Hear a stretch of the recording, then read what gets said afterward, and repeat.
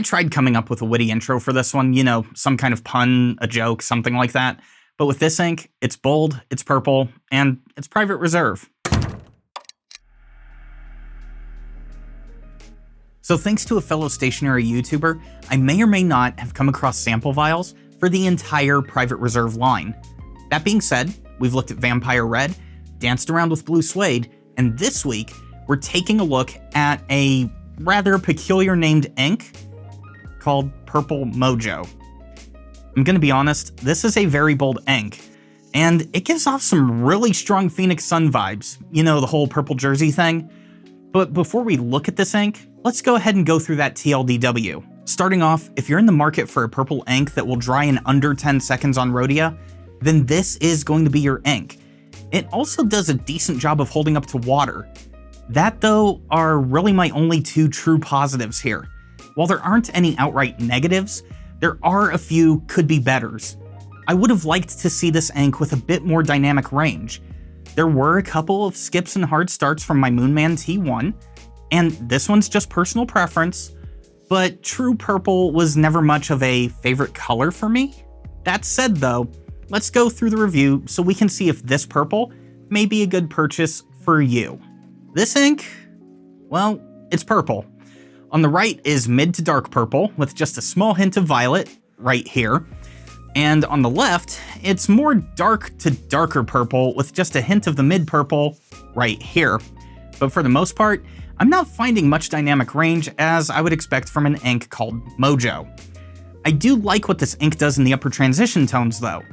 The deep velvety purple is a nice look, and the sheen on the back end is actually very well done. Also, both the right and the left are bold, extremely bold. And for some reason, looking at this ink blot makes me want to eat grape gushers. Anyways, moving on to the writing sample, this week we're going to shake things up a bit and start things off with Tomoe. Out of this fine nib, we're starting with more of those deeper purples that we saw on the left ink blot. And that's going to be pretty consistent with this color throughout. A faster writer may be able to coax some of the lighter mids or maybe even flirt with the violet, but slower writers are going to be in this area tone-wise for the entire experience. The key thing that I'm picking up as we do the sample though, is that this ink is coming out dry, though I didn't get any hard starts on Tomoe. I did kind of get the feeling though, that I was barely able to keep up with this ink, and this did come to fruition on the Rhodia sample. Speaking of Rhodia, what you're seeing here is writing attempt number 5. I told myself that if I hard started before getting to the Quick Brown Fox, that I would just start over and bring it up in the review. It took 5 attempts, and just a little bit of luck. But we got a full page of Rhodia, and this is a good example of how quick this ink dries. As soon as I write the word ink, and then swipe across the page, this ink is pretty much almost set in and not going anywhere. Not going to lie, this little trick does actually kind of impress me. And after the ink gets going, it actually stays going. And I'll admit it, I do like the look that we're getting from the ink. In my experience though, this one is definitely a Tomoe ink, as I found that on Rhodia, I was having to work more for the ink than it was for me. But let's look at this in a different way. If you wanted a purple ink that was able to dry very quick in a journal or workplace situation, then this ink could be the ticket. Actually, now would be a good time to look at the dry time. Starting on Rhodia, I know it doesn't look it, but this ink was dry before the 5-second mark. Let's let that sink in for a second. 5-second dry time. I had to do the sample 3 times to actually believe my results.